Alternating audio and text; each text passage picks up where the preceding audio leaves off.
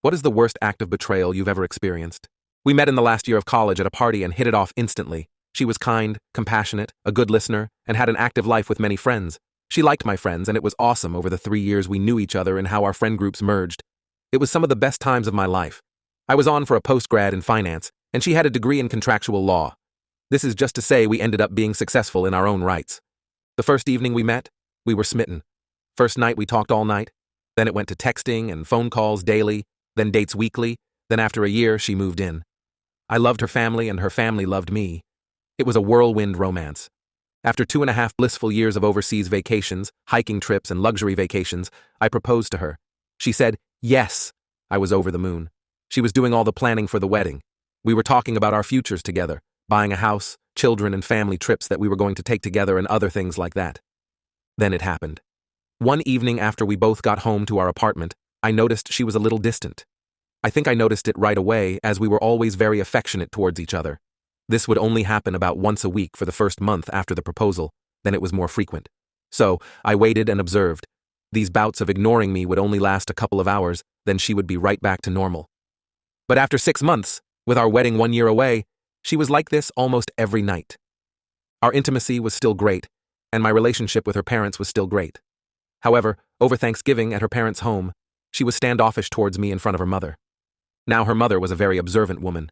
She pulled her daughter aside to talk to her, and I could hear them arguing. After some heated but muffled words, they returned to the rest of the family and carried on like nothing was going on. I figured I could ask her about it later and did. She was not willing to talk about it and asked me to wait till we were home to discuss it. I agreed, as I loved her deeply and thought we could work through anything. Back home, I asked her about it, and she was unwilling to discuss it. When I pressed on it for a week, she finally confessed that a guy at her work was trying to get to know her better. She wanted to be forthcoming, so she showed me her phone. As I looked through it, I noticed that all the texts that would have happened during the times she was withdrawing from me were removed. There was nothing inappropriate in the texts. But I did go into her phone settings and turned on her location. I honestly thought it would make me see that she was not doing anything wrong. I was wrong. That second weekend after Thanksgiving, she had a company Christmas party. I had planned on going but came down with food poisoning and had to back out. She had a girlfriend pick her from our apartment as they planned on drinking a lot and had a designated driver for the evening. We had planned on going out all night, so I told her to have a blast and I would see her in the morning. So as I'm puking my guts out, I grabbed my phone and watched her location. First it was a restaurant, then the venue of the company party, then a bar. None of this alarmed me until I saw her phone stop in a downtown hotel. At this point I was miserable in more ways than 3. Projectile vomiting out my butt, mouth, and now soul. I finally fell asleep due to sheer exhaustion at 2 a.m. At 7 a.m. I awoke and saw she was still at the hotel. At noon, she finally comes home. She loves me up, and I asked her about the previous night without mentioning anything about knowing her location. She talks about the restaurant, party, the bar, but then says she went to her girlfriend's house to crash for the evening. That was the first lie. For the next 3 months, she has to start working later and later, 3 to 4 days a week. As I start asking her about it, she becomes more and more defensive.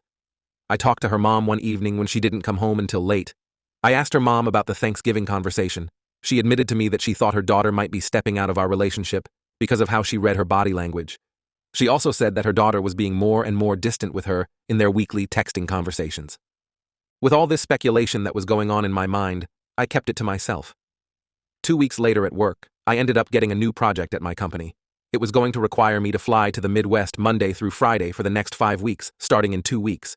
It came with an increase in salary, and as I broke the news to my fiancée, she was delighted for me. However, I didn't think that she was excited for the same reasons I was. So I went online and ordered 4 motion-activated spy cameras for my apartment. They were very small and connected to the internet via a hidden network, so they couldn't be spotted on the Wi-Fi network. I secured the cams with a password and waited.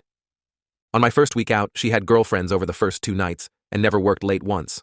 The third night, a guy came over. I was enraged. I'm sitting there in my hotel room screaming at the monitor and calling her every name in the book. Then they went all the way. First on the couch, then in our bed. She bent for him in ways that I didn't know were possible. What was worse was that, as I was watching them get it on, I called her to see how her day went.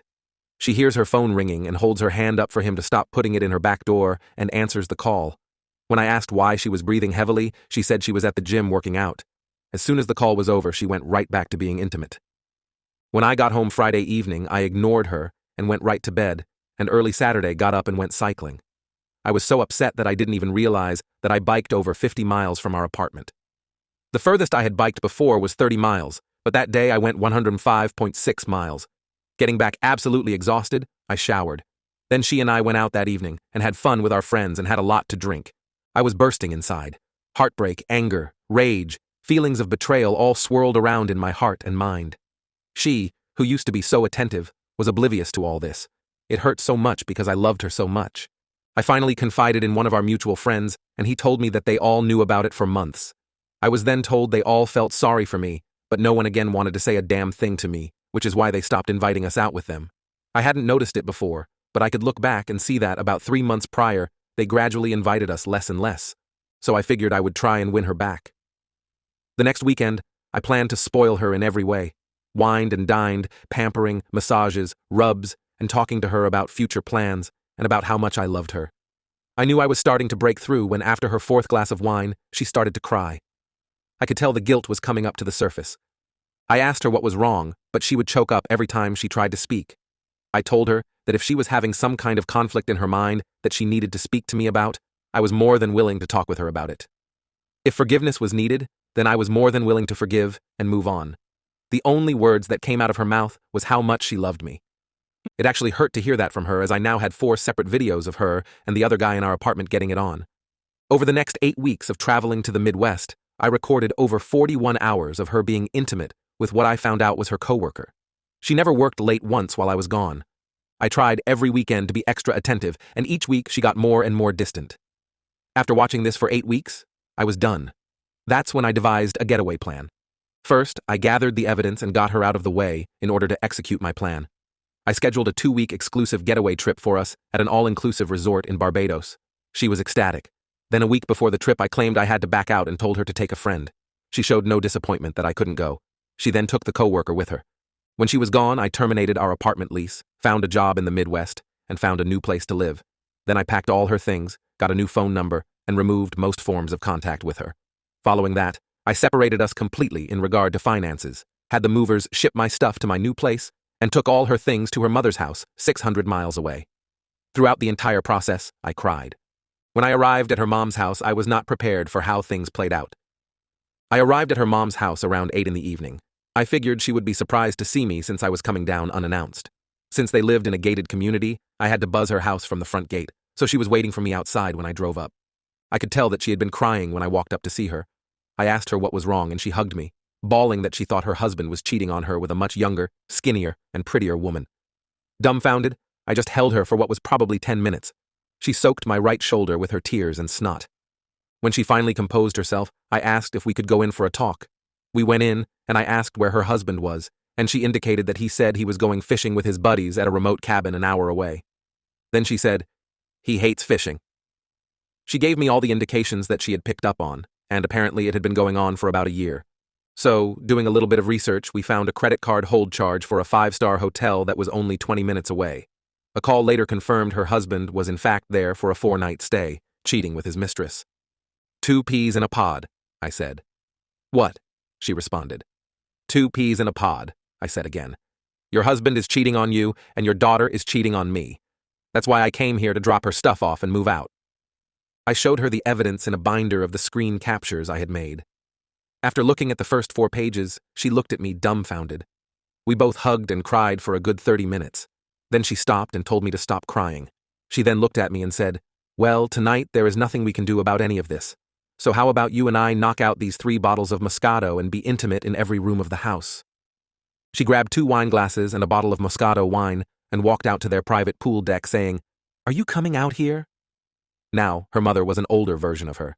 Same stunning looks with just a few grays in her long, thick blonde hair. I complied. Now I won't go into much detail because I don't want to get excited again, but that night and for the next 3 days we were intimate non-stop. I painted her face and body like Picasso over 25+ times in that period. After those days were over, we passionately said goodbye, and I drove to my new destination.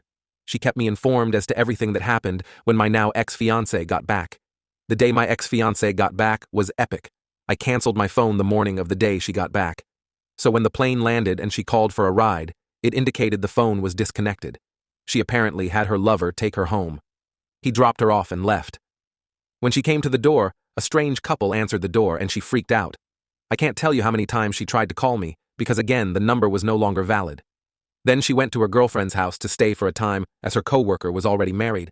When she called her mom in a panic, her mom told her that I had come down and dropped off all her things. She also mentioned that all her money was down there as well, which, like previously mentioned, was 600 miles away. Her mom didn't tell her that she had made love with me more in 3 days than fiancé and I had in the last 6 months. But she did tell her that she knew that she was cheating on me, and said I had found a new job, place to stay, and new career far away from her and all the friends we had, and that her mother was separating from her father due to infidelity. Apparently she cried for days and took a week off of work, but alas, she found comfort in the arms of her married lover. Her mom never let her know where I was at. I had completely cut off that part of my life. The only link I had to that old life was my ex-fiancé's mom, and she has kept our secret to this day.